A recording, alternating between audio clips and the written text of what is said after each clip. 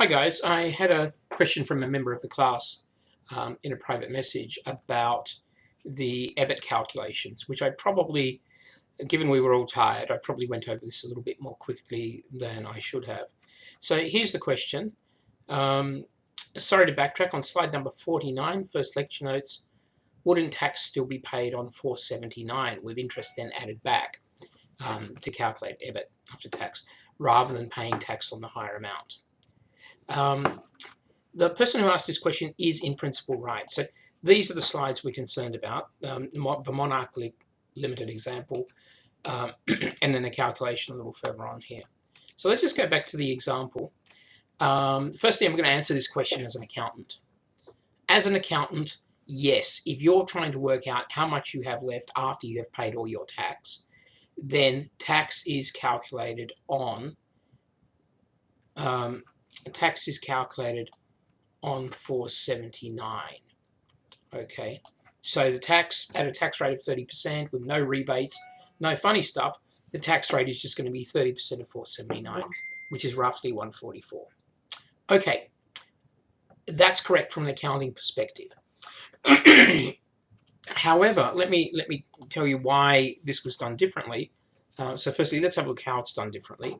We've got earnings before interest and tax here of 691. That's not your profit, right? Your profit, you tell the tax man, if there are no differences between accounting and tax, is the 479, right? That's the income you actually made. But the earnings before interest and tax is 691. The example in the slide here, the calculation says, let's take the 691, take out the tax. So that's sort of your after-tax cash flow. I'm sorry for all that beeping in the background. I should have turned it down. And then you add back the depreciation. Why do they do this? Let's come back to those financials and talk about how finance people think about this. When finance people think about investments, what they're basically doing is they're trying to answer the question, how much wealth have your assets generated? Okay, now assets generate wealth for basically, to simplify a bit, for two parties. The owners or shareholders get some, and the lenders get another, get the rest. So this we call interest, and this we call profit. Okay, that's cool. But when we're thinking about managing a business and we're looking at whether our investment in assets was appropriate, what we really want to think about is what is the total value that the assets are generating before we think about how we have financed the business. Okay, so we financed the business partly by equity, partly by debt. But what we're doing here is we're assessing how the business is running irrespective of how it was actually financed. Okay, so that's what EbIT is basically, that's the role that EbIT is playing. If you think about earnings, earnings is profit, right? They're basically synonyms. So if you look at earnings, you're just basically saying how much value was created for the shareholders. But the amount of value that's created for the lenders is interest. So the amount of value that's created in total by the assets for both shareholders and lenders is earnings before interest and tax. Okay.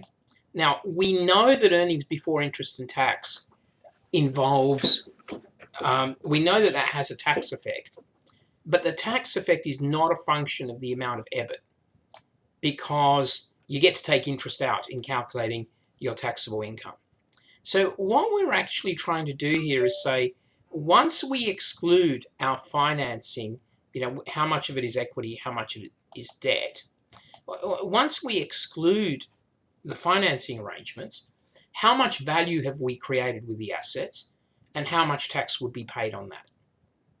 Okay, and the answer to that is, here is the value. 691 is the value that the assets have generated. Okay, and if all of our financing was equity, was shares, we would be paying tax on this. Okay, so we say the after-tax effect of EbIT is this. Here's our EbIT. We take out the 30% that's tax, so that is our total effect. And if we want to turn that into a cash flow, we add back the non-cash item, which is depreciation. Okay.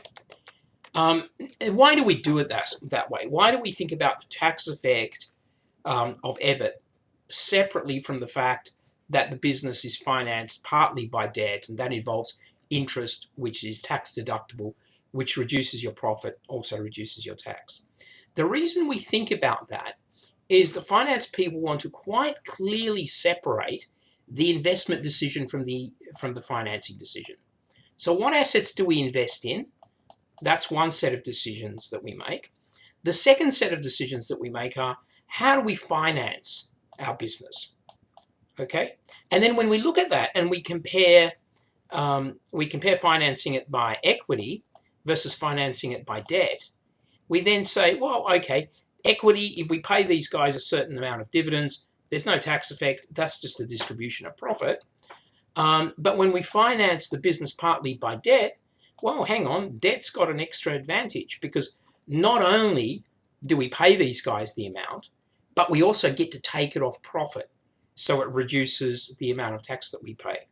So that enables finance people to talk about the debt shield effect, right? The idea that by financing partly by debt, you're actually reducing the amount of tax you pay. And so it's always optimal to take some debt on.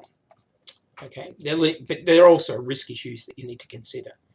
Okay, so I've ranted a little bit here, so let me just try to summarize. What we're really trying to do here is answer the question, how effective have we been in managing our assets, irrespective of how they're financed? So leaving aside the fact that some of it's debt and some of it's equity, in other words, leaving aside how much is an interest component and how much is a dividend component, how much value have we created? Okay, now if that value was created totally by equity, we would have 30% of tax paid on that. Okay, so that tells us how much value was created, and we add back depreciation, and that gives us a cash flow equivalent. Okay, and then asking the question about debt is a separate question that we isolate from our investment decision. If I'd recorded this again, it would have been a bit clearer. If that's not clear enough, let me know, and I'll try to do it again. Okay? Hey, hope